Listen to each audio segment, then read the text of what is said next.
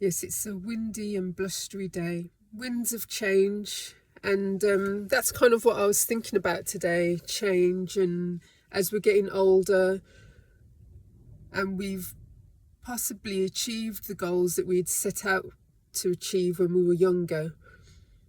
And it kind of leaves you a little bit aimless later on in life, as though we haven't really got any direction or path to follow of sorts. I mean, yes, there's the day to day and the taking care of your own of responsibilities, but in terms of aspirations and bigger goals, we kind of lose sight of those. I think not so much lose sight. It's just that we haven't really taken that into consideration. Yes, we're told to think about pensions, but what are we going to do with those pensions? But as for having a concrete set plan of what you're going to do day to day when you retire, when you're in your golden years.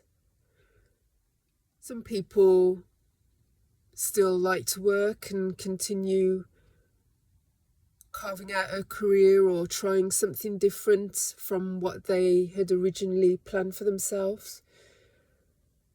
And as I say, starting your own enterprise,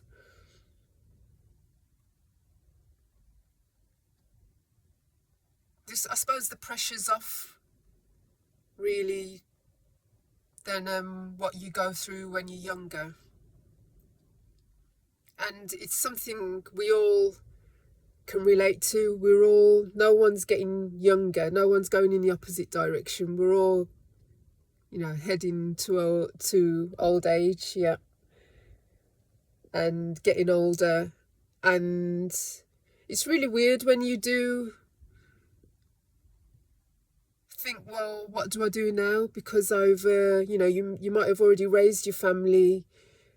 You might have already, or you might be approaching the end of your traditional or societal career,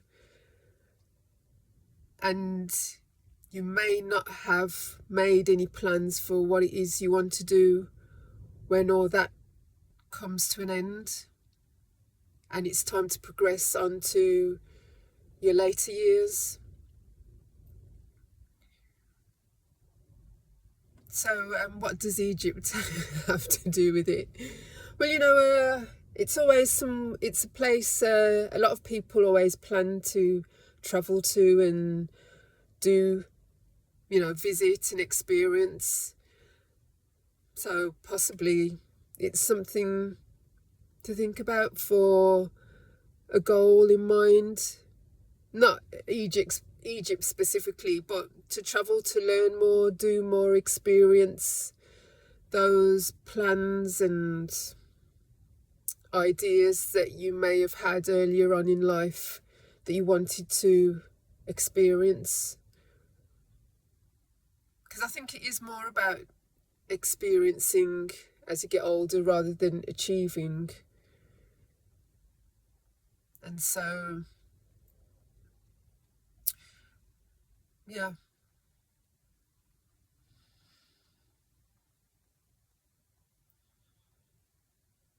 And just what kind of life do you want to live? How much do you want a life filled with joy? I'm sure most of us do. Are we still working through entanglements and situations? Or have you got to the other side now and you can finally say, I'm done with this and I can move on in search of something different? You're still in that place where it's okay to change, it's okay to kind of pull back from what's expected of you by society and go off in search of what you truly think will fulfill you. I think it's kind of even maybe expected. But once you've gone down that path, what then? I mean, you've put so much effort and provision into your 30s and 40s and 50s possibly, that after that you've kind of lost not so much the momentum, but you've lost the zeal, I suppose, to overcome all the ridges, or maybe it's just that you just don't see it as specific problems anymore. You kind of go with the flow a bit more, and that's when it becomes easy to then become aimless, and because it kind of it's all a bit of a whirlwind, the getting on. One day you wake up and you're in your 50s, in your 60s, and you've probably been striving so hard for something, only to come to the realization that maybe that something didn't have as much onus, as much value as you first originally thought. I'm not on about all things, because maybe you were pursuing something of value, of principle, and it led you to the right path, to where you needed to be. But along with that comes other responsibilities, other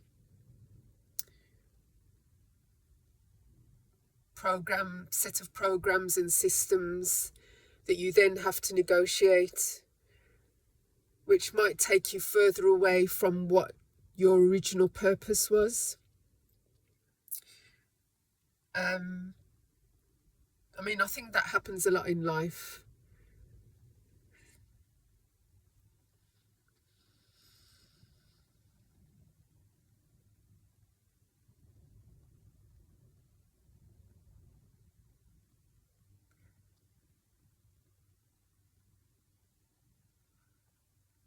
And yes, we do need to make sure we're provided for in later life, financially. And maybe, like I say, it's not so much running out of steam, it's just you're mindful of the effects it might have on your person, on your health, on your emotion and physical state. You can't always go at that full throttle at your career, at your home life, raising a family. Eventually you have to kind of take a step back and assess, and just come to a place of peace within yourself, because you can't be doing what society wants you to do 24/7 all of your life.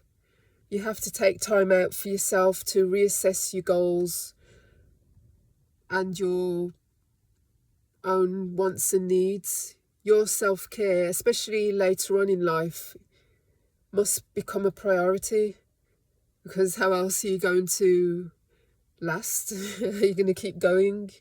So we have to do that. We have to, and I've heard people say this before, and I kind of wasn't really fully appreciating what they were saying, because of the fact that they seemed as though they were younger, coming from a younger perspective.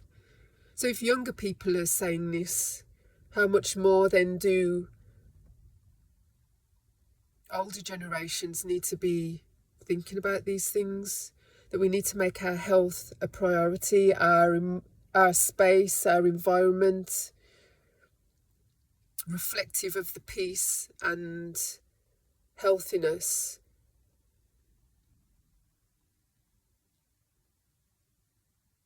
that will lead us to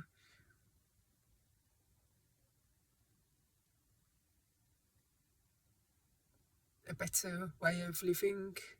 So if you have hobbies, I think it's time to kind of dig deep into those hobbies, really whilst you have the financial capabilities to kind of pad them out and kit them out, you need to do that, because there's going to come a time when either you won't have the energy or the inclination, and you'll have put your dreams, your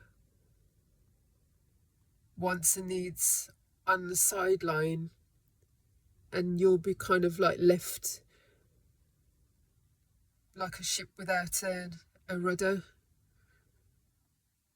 So whilst you can invest in what your dreams are, what your passions are, your hobbies, so that when that time comes, you have everything at hand, at need, if it's space. Or I once heard a lady say, in her golden years, that her husband had passed, and so she was left on her own in a home.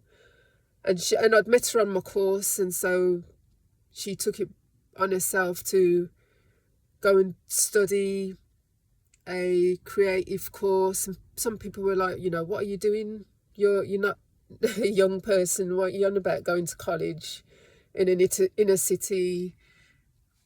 You should be at home grieving. But she was like, no, it's her time now. She'd spent that time looking after her loved one. But then she was saying to me how she was now turning his study into her little studio, where she was going to put her tools and her equipment in, and she was redecorating it and creating a space for herself, rather than rattle around and feel like she was alone and the home was empty. She was going to design that space for her own hobbies and interests, and I really hope she went ahead with that and was doing that. Yeah. In as much as, yes, we need to find creative space within our home, or even external to our home. You have some people even buy little mobile vans and turn the van into their virtual, their office space or creative space, even that, and park it on their drive or whatever, what have you. But just in terms of mentally creating that space within you that knows what it is you want to do, making room for that in terms of what you need, in terms of time, equipment, energy, and providing that time for it. And the Egyptians. Yeah, I was just reading on some of the principles that they would use, and they're very much akin to what we aspire to today: to have peace, to live in peace, to be of good, clear conscience, and be kind to our environment, be kind to animals, nurture ourselves.